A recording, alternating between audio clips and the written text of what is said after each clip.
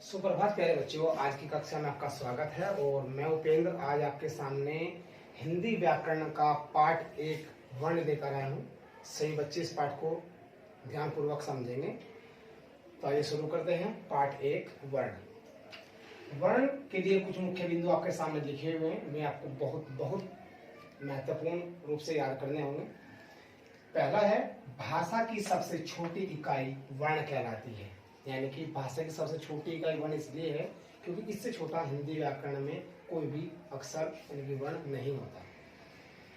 दूसरा पॉइंट है, इसके अवखंड नहीं हो सकते। इसका मतलब है इसके दूसरे टुकड़े भी संभव नहीं है। जैसे आपके सामने अगर मैं दिखाऊं, ये हमारे सामने अगर क है तो इसका कोई और टुकड़ा नहीं हो सकता। हाँ, यदि मैं कोई शब्द है कल, इसके टुकड़े कर सकते हैं क और ल। तो प्यारे बच्चों, आपने देखा कि जो ये वर्ण है क, इसका कोई टुकड़ा नहीं हो सकता, इसीलिए इसको हम वर्ण की कैटेगरी में रखेंगे। और ये कल है, ये एक शब्द है जो कि दो वर्णों के मेल से बना है। ऐसे ही तीसरा मुख्य बिंदु है वर्ण का पहला रूप ध्वनि। वर्ण का पहला रूप ध्वनि इसलिए है कि अगर मैंने बोला है पे, तो आपको पे तब सुनाई देगा जब मेरे मुंह से ध्वनि निकलेगी, इसीलिए वर्ण का पहला रूप ध्वनि होता है। चौथा और मुख्य बिंदु है वर्णों का व्यवस्थित एवं क्रमबद्ध समूह। ये होती है हमारी वर्णमाला, जैसे ए, आ, ई, उ, कै, खे, गे, घे, ऐसे। तो ये एक वर्णमाला होगी क्योंकि ये एक व्यवस्थित और क्रमबद्ध समूह के रूप में है। उसके बाद वर्ण के भेद आपसे पूछे जा सकते हैं परीक्षा के आधार पर। वर्ण के दो भेद हैं, जिसमें पहला स्वर है और दूसरा हमारा व्यंजन है। जहां पर स्वर की संख्या 11 है और व्यंजन की संख्या 33 है। लेकिन हम व्यंजन पढ़ाने से पहले सबसे पहले शुरू करेंगे स्वर। स्वर क्या है, इसके लिए परिभाषा दी हुई है कि बिना किसी अन्य वर्ण की सहायता के बोले जाने वाले वर्ण, यानी कि ऐसे वर्ण जो किसी दूसरे की सहायता नहीं लेते और निष्पक्ष रूप से या स्वतंत्र रूप से बोले जाते हो, उन्हें हम स्वर कहते हैं। इसीलिए इनको हम लिख सकते हैं स्वतंत्र ध्वनि।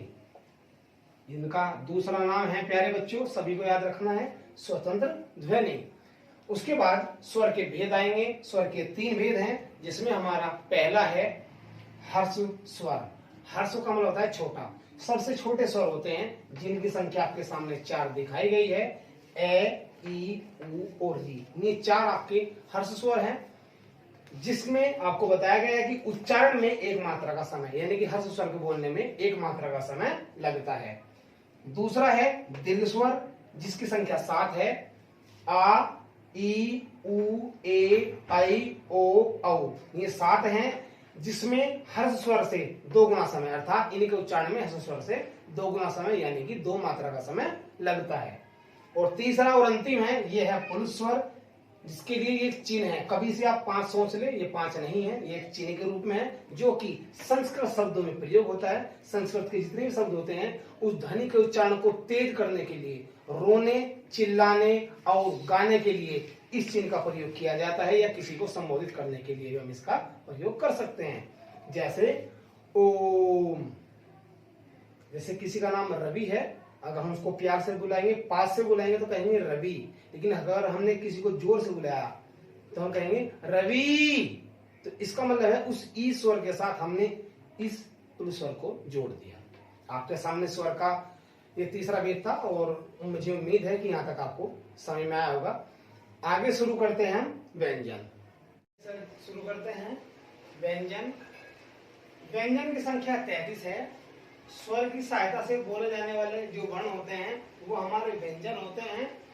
व्यंजन के यहाँ पर 3 भेद आपके सामने हैं, जिसमें पहला है स्पर्श व्यंजन।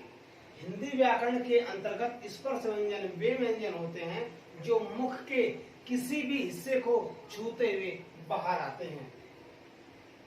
कैसे मैथक होते हैं, जिनकी संख्या 25 होती है। ये आपके सामने यहाँ से कैसे मैथक है, लेकिन मैं इसके बारे में आपको कुछ इंपॉर्टेंट बातें बता रहा हूं। आपको याद होना चाहिए, जो ये बाद के 5 अक्षर हैं, हमारे बाद वाले 5 अक्षर हैं, 1 2 3 4 5, 1 2 3 4 5, ऐसे ही हमारे 5वें अक्षर पर है, इसीलिए इनका नाम है पंचमाक्षर। अनुनासिक व्यंजन भी इन्हीं का नाम है और नासिक ध्वनि भी हमारा इन्हीं का नाम है। अर्थात ये जो है नाक से इनकी आवाज आती है, नाक और गले का भी प्रयोग कभी कभी हो जाता है, इसलिए इनको अनुनासिक व्यंजन भी कहते हैं। इन वर्णों के उच्चारण में, जितने भी हमारे वर्ण हैं, इन वर्णों के उच्चारण में आपको ध्यान रखना है कि इनका उच्चारण स्थान कौन सा होता है। अगर के वाली लाइन की बात करें तो आपका उच्चारण स्थान होगा इसमें कंठ और कंठ्य, यानी कंठ वाले जो हमारे होंगे वो क, ख, ग, घ और अंग जो हमारे गले से बोले जाएंगे। कंठ का मतलब है गला, दूसरा नाम इसका कंठ्य है। ऐसे ही जो च, छ, ज और झ हैं, ये आगे वाले हैं हमारे पांचों, ये हमारे तालु। तालु होता है जीभ का ये हिस्सा जो ऊपर हमारे यहाँ पर ऊपर के हिस्से पर, मुंह के ऊपर वाले हिस्से पर जब लगता है तो ये हमारे तालु कहलाते हैं। ऐसे ही जो ट वाली पंक्ति है हमारी, ये हमारी मूर्धा। मूर्धा या मूर्धन्य इसलिए कहा जाता है क्योंकि जो हमारी जीभ होती है वो ऐसे से ऐसे मुड़ जाती है और ऊपर टकरा कर ऐसे टकरा करके वो अक्सर हमारे मुंह से बाहर निकलते हैं, इसलिए इनको बोलते हैं मूर्धा, क्योंकि हमारी जीभ मुड़ जाती है।